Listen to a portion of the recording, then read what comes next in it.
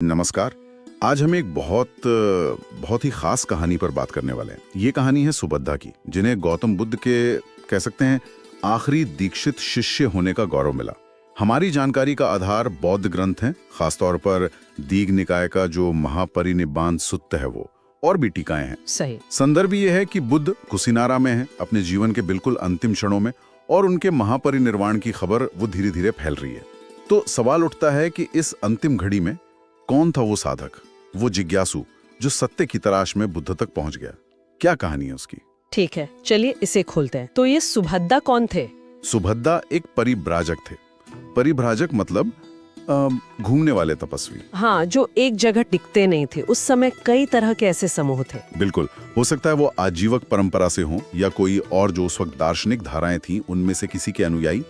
अहम बात यह है कि वो बुद्ध के संघ के अनुयायी नहीं थे। सही। और जब उन्होंने सुना कि बुद्ध का अंतिम समय पास आ गया है तो उन्हें एकदम से लगा कि भाई मेरे मन में जो गहरे सवाल हैं, जो संदेह हैं, उनका जवाब शायद अब सिर्फ बुद्ध ही दे सकते हैं। हाँ, और देखिए उस वक्त भारत में विचारों की, दर्शनों की मतलब एक तरह से बाढ़ आई हुई थी। बहुत सारे मत थे, अलग अलग गुरु थे। सही। तो सुभद्रा का ठीक इस वक्त, इस अंतिम घड़ी में बुद्ध से मिलने के लिए इतना उत्सुक होना, ये दिखाता है कि उनके अंदर सत्य जानने की कितनी मतलब तीव्र इच्छा रही होगी। शायद उन्हें लगा होगा कि ये आखिरी मौका है बिल्कुल, कि ये अवसर चूकना नहीं है। ज्ञान पाने का शायद यही आखिरी दरवाजा हो। तो सुभद्रा पहुंचे कुशीनारा के मलशाला, जहाँ साल के पेड़ों के नीचे बुद्ध लेटे हुए थे। वहाँ उन्होंने आनंद से, जो बुद्ध के प्रमुख शिष्य थे, उनसे मिलने की अनुमति मांगी। पर आनंद ने मना कर दिया। और एक बार नहीं, 3 बार। हाँ, 3 बार मना किया। आनंद का तर्क ये था कि देखो बुद्ध बहुत थके हुए हैं, शरीर शिथिल है, उन्हें इस समय कष्ट देना ये ठीक नहीं होगा। जो कि स्वाभाविक भी था, एक शिष्य के नजरिए से अपने गुरु के लिए चिंता। बिल्कुल। पर सुभद्रा हटे नहीं, वो वहीं धैर्य से इंतजार करते रहे। अब ये जो बातचीत हो रही थी आनंद और सुभद्रा के बीच, बुद्ध ने सुन ली। हाँ, बुद्ध लेटे हुए थे पर उन्होंने सुन ली और उन्होंने आनंद को बुलाया। कहा, आनंद, सुभद्रा को आने दो। अच्छा। उसे रोको मत। वो जो भी पूछेगा ना, वो मुझे परेशान करने या कोई बेकार की बहस करने के लिए नहीं पूछेगा। मतलब बुद्ध समझ गए थे उसकी मंशा। हाँ, उन्होंने कहा वो सच्चे मन से पूछेगा, ज्ञान की इच्छा से पूछेगा। यहाँ आकर्षक बात यह है कि एक तरफ आनंद की चिंता है जो मानवीय है, अपने गुरु के स्वास्थ्य की फिक्र। हाँ। और दूसरी तरफ बुद्ध है जो अपनी शारीरिक अवस्था के बावजूद बिल्कुल अंतिम क्षणों में भी ज्ञान के लिए जो प्यासा है उसके लिए दरवाजा खोल रहे हैं। सही कहा। ये उनकी करुणा और ज्ञान देने की जो उनकी प्रतिबद्धता थी उसको दिखाता है। मतलब शरीर छूट रहा है लेकिन धम्म का प्रवाह जारी है। तो खैर, सुभद्रा को अंदर आने की अनुमति मिली। वो बुद्ध के पास पहुंचे और उन्होंने अपना सवाल रखा। उन्होंने पूछा, हे गौतम, इस देश में, भारत में बहुत से जाने माने शिक्षक हैं। नाम लिया उन्होंने, जैसे पूरन कश्यप, मखली गोसाल, अजित केसकंबली, और भी हैं। ये उस समय के बड़े दार्शनिक थे, अलग अलग मतों के। हाँ। तो सुभद्रा ने कहा, ये सब दावा करते हैं कि उनका मार्ग ही श्रेष्ठ है, वही मुक्ति दिलाएगा। क्या इनमें से कोई सच में, वास्तव में ज्ञानोदय के मार्ग पर हैं? यहाँ बात सचमुच दिलचस्प हो जाती है। बिल्कुल। और बुद्ध का जो उत्तर था वो बहुत ही स्पष्ट और शक्तिशाली था। उन्होंने किसी व्यक्ति विशेष का नाम नहीं लिया कि हाँ वो सही है या वो गलत है। अच्छा। उन्होंने सिद्धांत की बात की। बुद्ध ने कहा, सुभद्रा, जिस भी शिक्षा या जिस भी मार्ग में आर्य अष्टांगिक मार्ग नहीं पाया जाता। आर्य अष्टांगिक मार्ग यानी नोबल 8-fold पाथ? हाँ, वही। तो जहाँ ये अष्टांगिक मार्ग नहीं है, वहाँ बुद्ध ने कहा सच्चा श्रमण यानी साधक, सच्ची शांति या सच्ची मुक्ति नहीं मिल सकती। मतलब रास्ता महत्वपूर्ण है, व्यक्ति नहीं। बिल्कुल।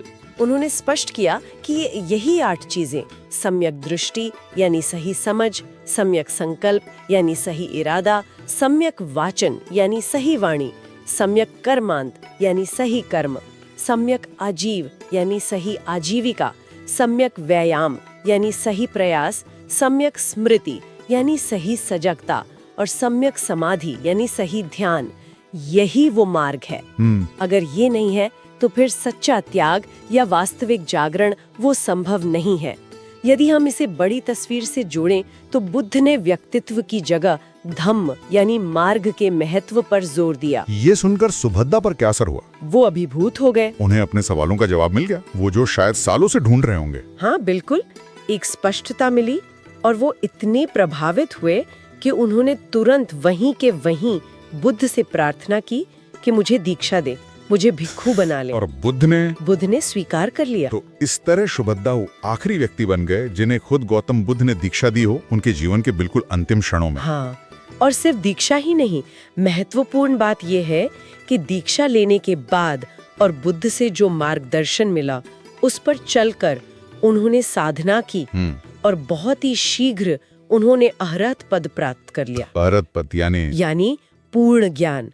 वो पूरी तरह से मुक्त हो गए, प्रबुद्ध हो गए इसी जीवन में, बुद्ध के महापरिनिर्वाण से पहले। अविश्वसनीय। हाँ, मतलब कुछ ही घंटों या दिनों के अंतराल में। हाँ, ग्रंथ यही बताते हैं कि उन्होंने शीघ्र ही अरहत पद पा लिया।